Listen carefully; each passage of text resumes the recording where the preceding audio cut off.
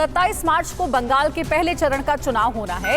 इसे लेकर टीएमसी और बीजेपी ने उम्मीदवारों की लिस्ट तैयार कर ली है। इंतजार है तो सिर्फ ऐलान का।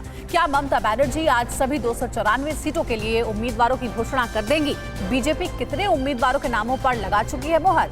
टीएमसी के किस सबसे अमीर विधायक ने चुनाव नहीं लड़ने का ऐलान किया है? बंगाल चुनाव से जुड़ी खबरें देखिए टॉप 9 बैटल ऑफ बंगाल में।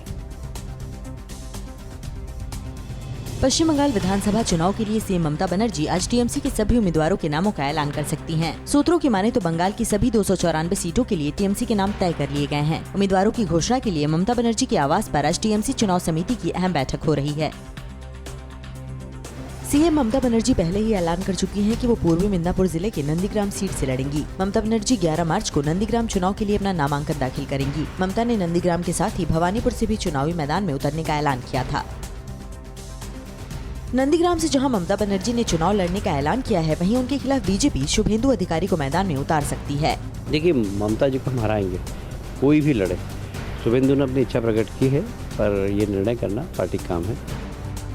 बंगाल चुनाव को लेकर दिल्ली में बीजेपी की केंद्रीय चुनाव समिति की अहम बैठक हुई। सूत्रों की माने तो 2 चरणों के लिए 60 सीटों पर उम्मीदवारों के नाम फाइनल हो गए हैं और अगले 2 दिन में बीजेपी ये लिस्ट जारी कर सकती है। पीएम मोदी की अध्यक्षता में 60 नामों पर सीईसी की मीटिंग में मुहर लगी है।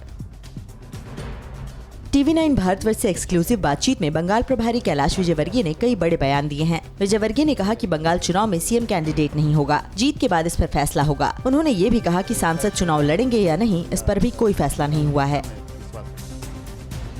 बंगाल चुनाव में उम्मीदवारों की संख्या बढ़ने से बीजेपी के सामने परेशानी खड़ी हो गई है। कुल 294 सीटों के लिए बीजेपी से 8000 दावेदारों ने टिकट की मांग की है। सूत्रों की माने तो बीजेपी को उम्मीदवार चयन करने में काफी परेशानियों का सामना करना पड़ रहा है।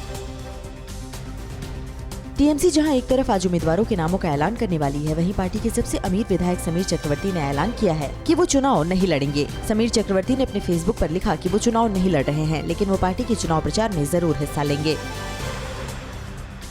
बीजेपी में शामिल हुए शुभेंदु अधिकारी के पिता शिशिर अधिकारी ने टीवी 9 भारतवर्ष पर बड़ा खुलासा किया है। शिशिर अधिकारी ने भी बीजेपी में आने की इच्छा जताई है और कहा है कि टीएमसी के लोग ही हमें बीजेपी की तरफ धकेल रहे हैं। शुभेंदु के बीजेपी में जाने के बाद टीएमसी में मेरे लिए अनैतिक भाषा का इस्तेमाल हो रहा है।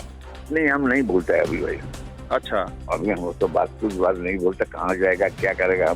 हाँ। गेट आउट, भाग जाओ, ये सब बोलता है, क्या करता है।